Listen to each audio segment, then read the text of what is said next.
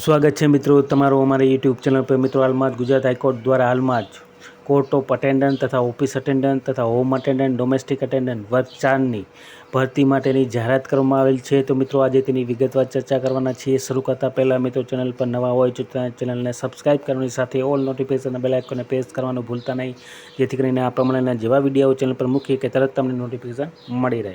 તો મિત્રો તારીખ 22/5/2024ના રોજ હાઈકોર્ટ ઓફ ગુજરાત દ્વારા મિત્રો court attendant, office attendant, home attendant, domestic attendant વર્ગ 4ની ધોરણ 10 પાસ ઉપર ભરતી માટેની જાહેરાત કરવામાં આવેલ છે। મિત્રો વધુમાં જોઈએ તો મિત્રો ગુજરાત હાઈકોર્ટ વર્ગ 4ના કર્મચારીઓ court attendant, office attendant, home attendant, domestic અટેન્ડન્ટની કુલ 208 જેટલી જગ્યાઓ માટે ઓનલાઈન અરજીઓ મંગાવવામાં આવે છે।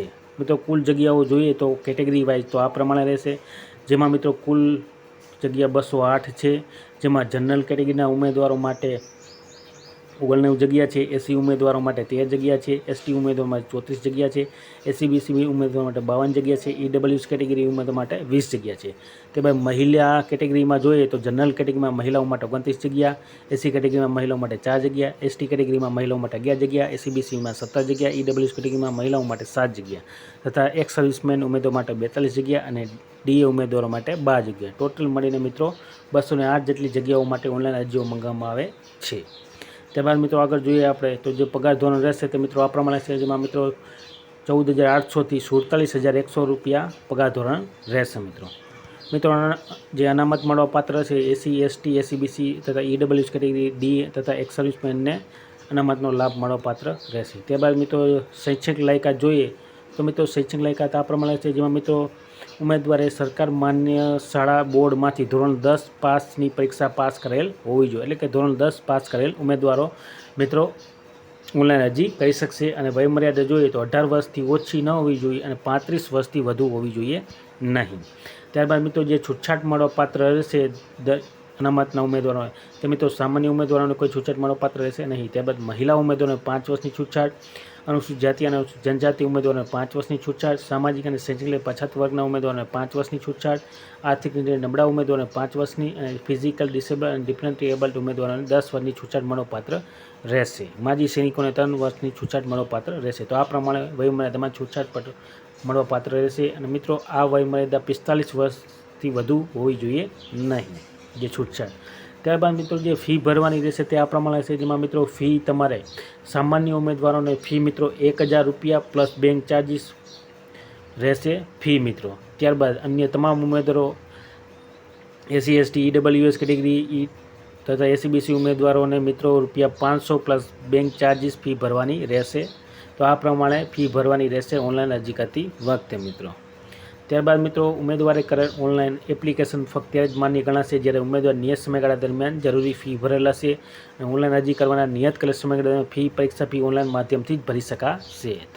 તો મિત્રો ઓનલાઈન માધ્યમ દ્વારા ફી ભરવાની રહેશે। અને મિત્રો હવે મિત્રો સિલેબસ જોઈએ તો સ્પર્ધાત્મક પરીક્ષાનું માળખું જોઈએ મિત્રો તો હેતુલક્ષી પ્રકારની લેખિત પરીક્ષા યોજવામાં આવશે, જેમાં મિત્રો હેતુલક્ષી પ્રકારની લેખિત પરીક્ષા 100 પ્રશ્નો રહેશે અને 100 ગુણની રહેશે મિત્રો। અને પ્રશ્નપત્રની ભાષા મિત્રો ગુજરાતી રહેશે। ત્યારબાદ જે મિત્રો નેગેટિવ અથવા તો નકારાત્મક ગુણ હશે તે મિત્રો 0.33 રહેશે અને પરીક્ષાનો સમયગાળો 1 કલાક ને 30 મિનિટ રહેશે, એટલે કે 90 મિનિટ, 1.5 કલાકનો સમયગાળો મળવાપાત્ર રહેશે। હવે મિત્રો જે અભ્યાસક્રમ રહેશે સિલેબસ તે આ પ્રમાણે રહેશે, જેમાં તો હેતુ પ્રકારની લેખિત પરીક્ષાનો અભ્યાસક્રમ આ પ્રમાણે રહેશે, જેમાં ક્રમ નંબર 1 ઉપર છે ગુજરાતી ભાષા, ક્રમ નંબર 2 ઉપર છે સામાન્ય જ્ઞાન, ક્રમ નંબર 3 ઉપર છે ગણિત, ક્રમ નંબર 4 ઉપર છે રમતગમત અને ક્રમ નંબર 5 ઉપર છે રોજબરોજની ઘટનાઓ। તો આ અભ્યાસક્રમમાંથી પ્રશ્નો પૂછવામાં આવશે 100 માર્કના મિત્રો। ત્યારબાદ મિત્રો આગળ જોઈએ તો મિત્રો આ હેતુલક્ષી પ્રકારની લેખિત પરીક્ષામાં સામાન્ય વર્ગના ઉમેદવારો ઓછામાં ઓછા 50 ગુણ મેળવવાના રહેશે ક્વોલિફાય થવા માટે। અને ત્યારબાદ અન્ય તમામ કેટેગરીના ઉમેદવારે 45 ગુણ મેળવી લેવાના રહેશે ક્વોલિફાય થવા માટે, એટલે કે લઘુત્તમ લાયકી ધોરણ આ પ્રમાણે રહેશે મિત્રો। ત્યારબાદ મિત્રો હેતુલક્ષી પ્રકારની લેખિત પરીક્ષા અમદાવાદ ખાતે લેવી કે અન્ય જિલ્લા ખાતે લેવી તે સંખ્યાના આધારે નક્કી કરવામાં આવશે મિત્રો। ત્યારબાદ આગળ જોઈએ તો મિત્રો જે પસંદગી યાદી તૈયાર કરવામાં આવશે તે મિત્રો ઉમેદવારે હેતુલક્ષી પ્રકારની લેખિત પરીક્ષામાં મેળવેલ ગુણના આધારે તૈયાર કરવામાં આવશે મિત્રો પસંદગી યાદી। ત્યારબાદ મિત્રો આગળ જોઈએ તો આ પસંદગી યાદી પ્રકાશિત થઈ હતી 1 વર્ષ અથવા તો કોઈ નવી યાદી પ્રકાશિત કરવામાં આવે તે સમય બંનેમાંથી જે વહેલા હશે ત્યારે સુધી અમલમાં રહેશે મિત્રો. ત્યારબાદ આગળ જોઈએ મિત્રો તો ઓનલાઈન અરજી કરવાની રીત. તો મિત્રો ઓનલાઈન અરજી કરવા કેવી રીતે કરવી તેના માટેનો આપણે અલગથી એક વિડીયો બનાવીને ચેનલ પર મૂકવાના છીએ. તો મિત્રો અમારી ચેનલને સબસ્ક્રાઈબ ન કરી હોય તો અત્યારે જ કરી લેવા વિનંતી, જેથી કરીને આ પ્રમાણે જેવા વિડીયો ચેનલ પર મૂકી કે ત્યારે તમને નોટિફિકેશન મળી રહે. ત્યારબાદ મિત્રો આગળ જોઈએ આપણે તો મિત્રો ઉમેદવાર મિત્રો જ્યારે એક્ઝામ આપવા જાઓ ત્યારે મિત્રો ઉમેદવાર જે તે પરીક્ષામાં પ્રવેશપત્ર, કોલ લેટર નીચે આપેલ પૈકી કોઈ પણ એક અસલ આઈડી પ્રૂફ સાથે રાખવાનું રહેશે, જેમાં આધાર કાર્ડ, આધાર કાર્ડ અથવા ચૂંટણી card, driving licence, passport, PAN card, photograph સાથેની બેંક પાસબુક અથવા સરકારી કિસ્સામાં વડાએ ઇસ્યુ કરેલ માન્ય ઓળખપત્ર, કોઈ પણ એક આઈડી પ્રૂફ સાથે રાખવાનું રહેશે મિત્રો એક્ઝામ આપવા સમયે.